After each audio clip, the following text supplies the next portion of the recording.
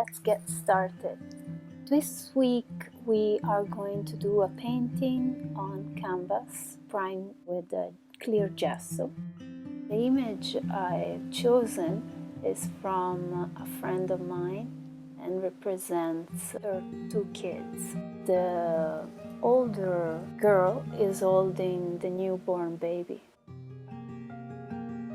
Right away when I saw this image, it just touched my heart, and it made me think about another image from Kathe Kollwitz.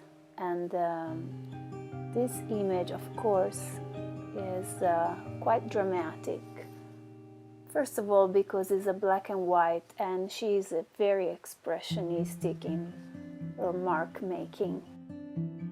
Kathe Kollwitz spent her whole artistic life documenting the pain and the suffering of war. And so she made a few drawings or etching with mother and child. They're very, very dramatic. And when I see them, it breaks my heart. And so it's a very strong emotional impact that I get. And when I saw this image, I kind of got the same feeling, this strong emotional connection to this gesture of holding to each other. And a sense of sweetness, but also the fragility of humankind. And so I wanted to paint this image using different layers and transparencies to increase the sense of emotional impact. And at the same time, I wanted a dark background and the two little kids coming out from the dark. So to give a sense of hope and lightness. But at the same time, I wanted to keep a little bit of the expressionistic idea and the dramatic feeling of a very high contrasted image. It was very important to think about my layers, because this week is gonna be all about layers. As you can see, I first stain my image, and then in staining my image, I actually used a reduced palette and then opened up my palette on my second layer. My first layer wanted to be very kind of warm in the background and red, and with burnt umber and raw umber, and very transparent. So I really wanted a background that was dark but airy and warm, and that gave an idea of movement, almost like all the room around them was moving, like in a circle or moving around, and they were still in the middle, standing and holding to each other to help each other being there, which is kind of the idea of brotherhood and sisterhood, I think, even if I grew up as a single child until my late 30s. So I really don't know what that means. But as a mother, I can relate to the feeling of holding that baby. And inside, I've never really thought about me as a grown-up woman.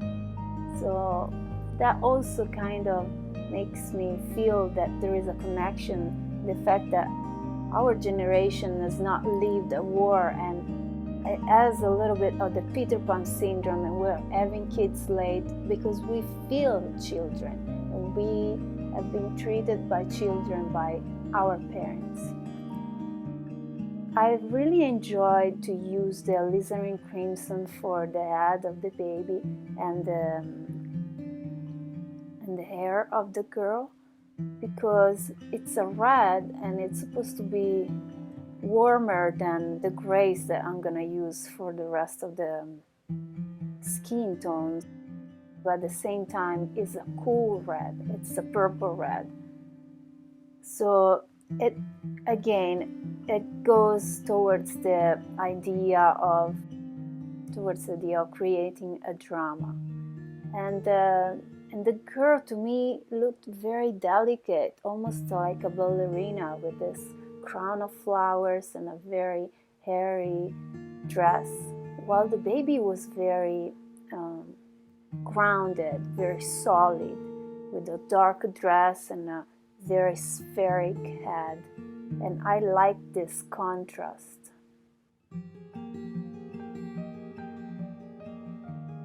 So this idea of the background that moves comes from a workshop that I took last week that was very insightful, and it was over Zoom because of course we can't take classes in person yet, with the great Amaya Kurpide. And she talked about one of her pieces and all her process of creation, and it was very, very dense. And this piece came from an original feeling of image of a sandstorm, and her background, because she works in black and white, plays a lot with the mass of shadows and transparency, grays and white. So a little bit of the inspiration came from that work of hers. This idea of the layers in oil painting is definitely not new, and I had a very interesting chat maybe 2 or 3 weeks ago with the great Coleen. She's a figurative realist artist who is a master, and she's pretty much my age. And she told me, Fabi, you have to think about layers in paint. And so I realized that I usually do a painting in one day, one go. So I just I use a direct approach. That's what it's called. You just paint as you go and let it dry, and you don't touch it anymore. But this time I wanted to create these layers and give more three-dimensionality to my image. So I was looking at Coleen Barry art, especially this painting of her with her beautiful little daughter. And you can see the 2 layers, how she builds on it. And I also love the painting of the baby. I think that was direct approach without 2 layers. It was just a sketch. But I loved the colors of that sketch. It was somehow warm and very cool at the same time. And that kind of feeling of a cool skin tone reminds me also of Jenny Saville. So that's what I did. I did basically underpainting, not a monochrome. I used a few colors, but I've not used any saturation on my first layer, and then I built up to the skin tones that I wanted. So the first result, and there is a picture in the middle of the video, and you can see that the portrait is very on the cool side, on the alizarin crimson side, and because I didn't use cad red in my first layer. And then when I added the cad red and the yellow lemon, I started to work on a second layer, especially to get a skin tone that made her look more alive. Since she has closed eyes, you have to be careful when you paint someone with the eyes closed, because if you make it too cold, the tones are too cold, then it's not gonna look alive.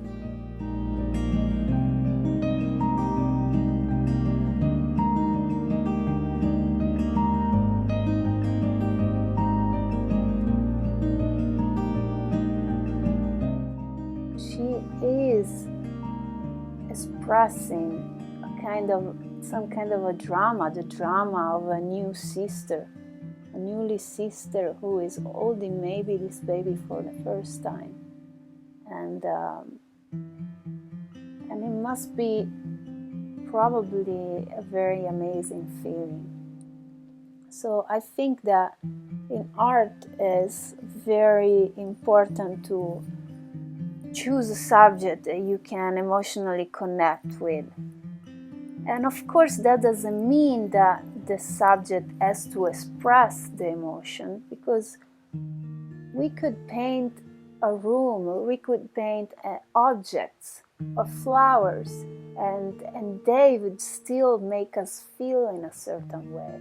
So it's not really about what we get from the person that we are portraying in this case, but it's what we feel when we see that person.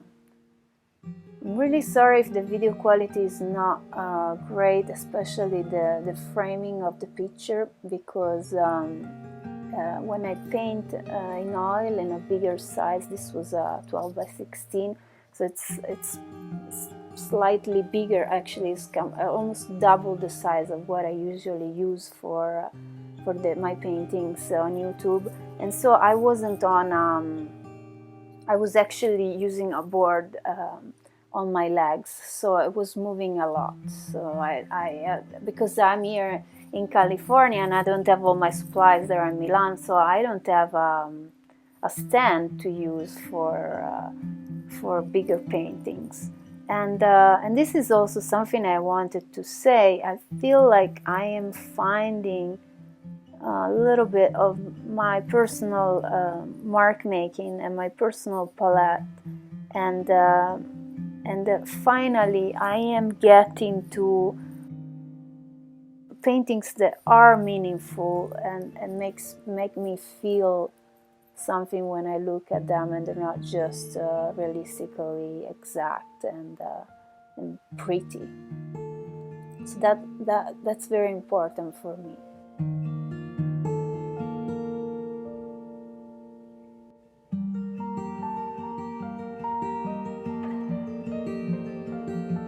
Of course, I also wanted to get all my exercises all together, and you know, every new painting I'm doing, I'm always thinking about what I did last week, and the way I choose the painting I do after this will be influenced by the experience that I have had while I was painting this artwork.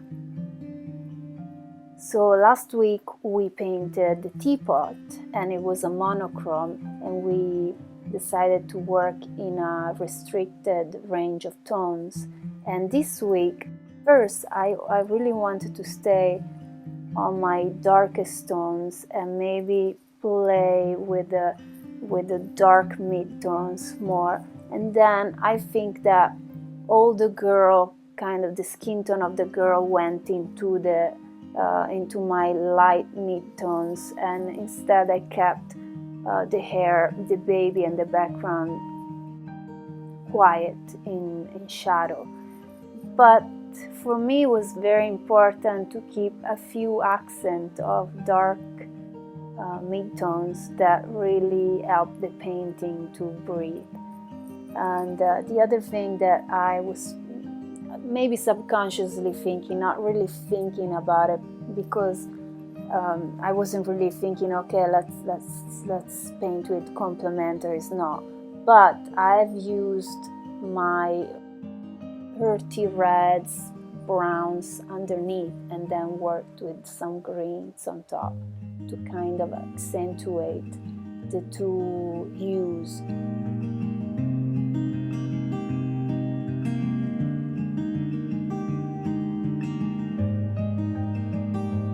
At the end, I was also thinking about what I found on my last week painting in the teapot, that at the end I used a little mechanical pencil on top of the oil when the oil was dry, and I created some texture and lines. I've always liked to create straight lines across my paintings since when I was younger. and I think that it gives character to the picture, and also makes the picture look a little bit old and used.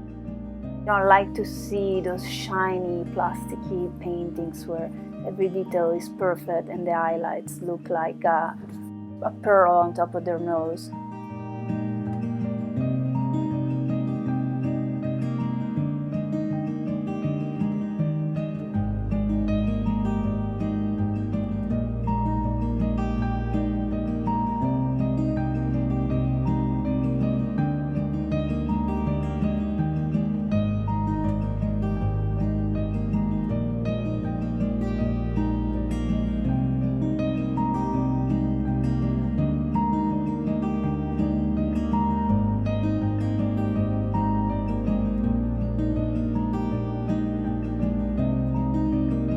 So I hope you enjoyed this week, and I'll see you next Sunday. Bye-bye.